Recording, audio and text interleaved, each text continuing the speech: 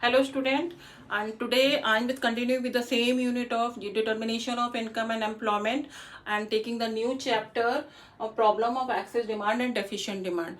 Okay, as you know that all the economy world की जितनी भी economies हैं they face ups and downs in their business activities. और जो ये ups and downs है ना, they are known as the trade cycles. So I would like to tell you what are the phases of these trade cycles. There are 4 phases: boom, recession, depression and recovery. तो let discuss about these phases. Boom ये कौन सा period होता है? This is the phase when there is rise in the economic activities like rising income, prices, investment, output, employment. Okay, तो basically जो boom period होता है इसमें जो एक मेन प्रॉब्लम होती है जो general economy face, that is the problem of price rise. तो गवर्नमेंट और जो मॉनेटरी अथॉरिटीज हैं they are aware of the situation and take steps which reduces investment, income, output, employment. So this is the second phase of trade cycle, that is the recession. Then third phase is the depression. Depression is the period when there is very low economic growth or negative economic growth due to drastic fall in income, demand, output, employment. So again the government and monetary authorities take steps to control the situation which raises the level of investment, income, output, and employment, and this is the phase of recovery. So problem of excess demand and deficient demand, they are the part of the trade cycles. So first of all we are going to learn what is the excess demand. तो excess demand refers to a situation when aggregate demand जो है it is more than aggregate supply at full employment level. अब ये हमारा जो ये full employment level क्या है? फुल एम्प्लॉयमेंट लेवल वो लेवल है जहां पर हमारे रिसोर्सेज जो है वो पूरी तरह से यूटिलाइज है. यानी इस लेवल के बाद जो है वी कैन नॉट इंक्रीज, जो प्रोड्यूसर्स हैं, जो फर्म्स हैं, they can not increase the production और द सप्लाई. लेकिन इवन आफ्टर दैट अगर एग्रीगेट डिमांड बढ़ती है तो it create the problem of inflation. ये इन्फ्लेशन क्या होता है? इन्फ्लेशन का मतलब होता है कॉन्टिन्यूअस राइज इन प्राइसेस. अब as you have experience in your day to day life कि अगर किसी प्रोडक्ट की डिमांड ज्यादा है और सप्लाई कम है तो क्या होगा? उस प्रोडक्ट की जो है वो प्राइस बढ़ जाएंगे, यानी महंगाई हो जाएगी. ओके, तो किस अमाउंट में जो है वो एग्रीगेट डिमांड हमारी इंक्रीज होगी? We can measure through the inflationary gap. तो now we will learn what is the inflationary gap. तो इन्फ्लेशनरी गैप को जो है we will understand through the help of this diagram. तो जरा डायग्राम को देख लेते हैं. जरा हमने ओ एक्स एक्सिस पर जो है इनकम और output is shown, OY axis पर जो है aggregate demand is shown. Aggregate supply curve जो है that is the 45 degree line curve and aggregate demand जो है that is the C+I curve. Okay, both intersect each other at point E. E जो ये point है that is the full, it shows the full employment equilibrium. Again यहाँ पर resources जो है पूरी तरह से जो है वो एम्प्लॉयड हैं, यानी इकोनॉमी ने अपनी प्रोडक्शन कैपेसिटी को कंप्लीटली यूज कर लिया है. तो production can not be increase after this point. Now suppose there is increase in investment expenditure. तो due to the multiplier effect क्या होगा? इनकम बढ़ेगी, इनकम बढ़ेगी तो डिमांड बढ़ेगी. तो there is another parallel aggregate demand curve. Now there creates a gap between AD and AD1. जो हमारी न्यू पैरेलल डिमांड कर्व है that is the AD1. Now creates a gap between AD and AD1 that is equal to EF. ये EF का जो बीच का gap है ना that is the inflationary gap. Okay, and the problem economy is going to face, that is the problem of the price rise. अब जो rise in price है it will increase the nominal output until the new equilibrium point is reached at point G. अब ये nominal output क्या होता है भाई? Production जो है वो हमारा E पॉइंट के बाद बढ़ नहीं सकता, यानी we can not increase the quantity of output.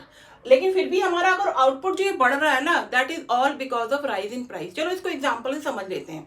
मान लीजिए किसी प्रोडक्ट का प्राइस जो है वो 10 रुपए है and the producer is producing 1000 units of that product. तो टोटल प्रोडक्शन कितना हो गया? 10,000 हो गया.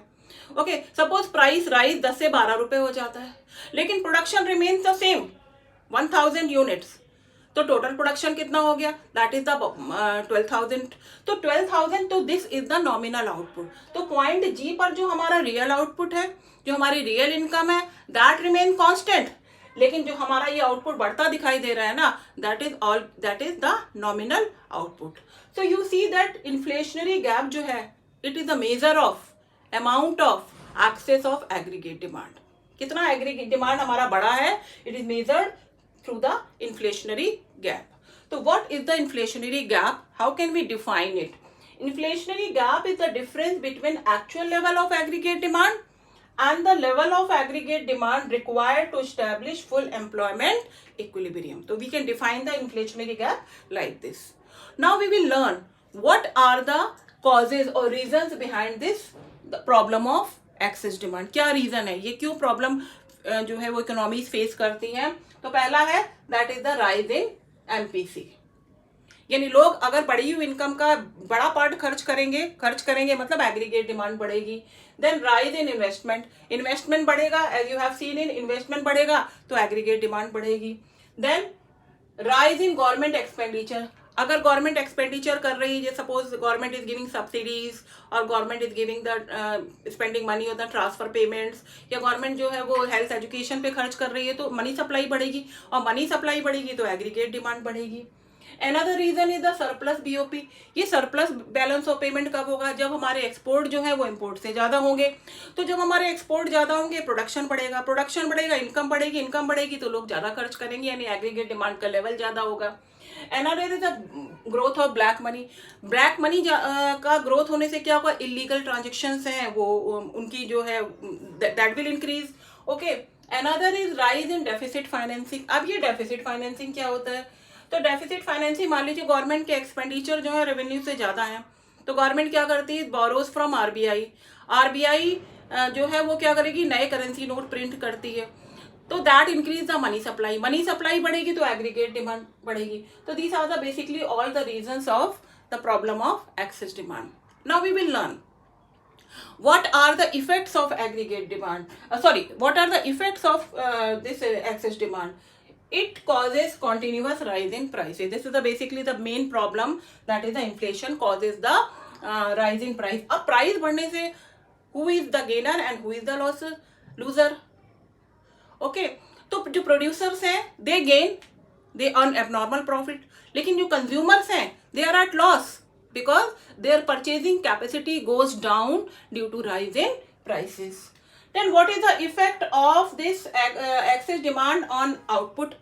Output जो है there will be no change in the output because economy is already operating at full employment equilibrium at point E. तो जब output नहीं बढ़ेगा तो employment भी नहीं बढ़ेगा, there will be no change in the employment. So student, now we will just learn the problem of deficient demand. And deficient demand जो है that is a very serious problem for an economy, क्योंकि professor Keynes कहते हैं कि it is the aggregate demand that determines the level of income, output and employment in an economy. So what will be the impact of the deficient demand in an economy? Before that we will just see what is the deficient demand. So deficient demand refers to a situation when aggregate demand is less than aggregate supply at full employment level. यानी aggregate demand जो है that is less than full employment level, यानी उस level से कम है जहाँ पर हमारे रिसोर्सेज जो है पूरी तरह से यूटिलाइज हो रहे हैं. ओके. तो because of the deficient demand what will be the impact on the economy? Deficient demand declines the level of income, output and employment in the economy. Okay, so by what amount there is a fall in aggregate demand? We can measure it through the deflationary gap. So what is the deflationary gap? We will understand it through the diagram. So in the diagram, again as usual, we are showing the aggregate supply curve, 45-degree line curve, and the aggregate demand AD C plus I, and both are intersecting each other at point E. E is the जो है that is the full employment equilibrium point where resources are fully employed and after their production cannot be increased. So we have already discussed this point E. Suppose there is the fall in investment expenditure. Here we see the backward working of the multiplier. Fall in expenditure से क्या होगा कि income fall होगी और demand fall होगी. Then we draw another parallel aggregate demand AD0. Okay. Then there creates a gap between AD and AD0 that is equal to EF, and that EF is the deflationary gap. Okay. So due to the deficient demand जो हमारा income, output और employment का level fall होता है, इसके पीछे reason क्या है? इसके पीछे reason ये जो firms हैं, जो producers हैं, they have unplanned build up of inventories, यानी they have the unsold stock of goods. तो उनका रिएक्शन क्या होगा, what how will they respond, they will reduce the employment, employment कम करेंगे and then further cutting back the production until a new equilibrium point is reached at point G. अब इस point G पर AD is equal to AS, but this point is known as the underemployment equilibrium. तो what is the deflationary gap? ये deflationary gap क्या होता है? Deflationary gap is the difference between actual level of aggregate demand and the level of aggregate demand required to establish full employment equilibrium. So now we will learn what are the causes of the deflationary gap or the deficient demand. First is the fall in MPC, यानी अगर लोग खर्च कम करेंगे तो definitely there will be fall in aggregate demand.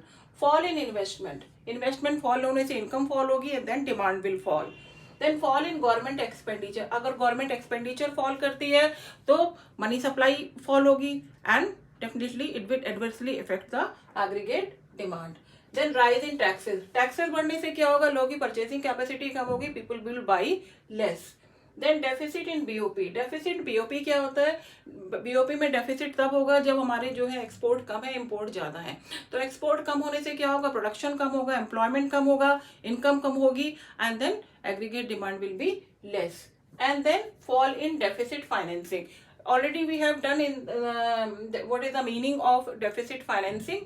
Okay, तो अगर deficit financing जो है उसमें फॉल होगा तो मनी सप्लाई फॉल होगी एंड मनी सप्लाई फॉल होगी तो एग्रीगेट डिमांड में फॉल होगा. Now we will learn what are the effects of deficit demand. Okay, deficient demand, it causes fall in prices. सबसे बड़ा जो मेजर जो प्रॉब्लम है फॉल इन प्राइस है. तो फॉल इन प्राइस होने से जो है जो प्रोड्यूसर्स हैं, जो फर्म्स हैं, उनका प्रॉफिट मार्जिन कम हो जाएंगे and they will lose the incentive to invest further. लेकिन जो इसमें कंज्यूमर्स हैं they will be at gain because their purchasing capacity will go up at the reduce price. Then fall because of the deficient, अगर लोग कम खरीदेंगे तो there will be fall in the production. अगर प्रोडक्शन में fall होगा तो employment में फॉल होगा. ओके, एम्प्लॉयमेंट में फॉल होगा तो there will be fall in the income. So in this video I have discussed the problem of excess demand and deficient demand, and in the next video I am going to discuss what are the measures taken by government and monetary authorities to control the problem of excess and deficient demand. Till the time, bye bye. So student, I hope that my videos are helping you out in your studies, and it would be great if you like, share and subscribe my videos so that they could reach to more and more students. Thank you.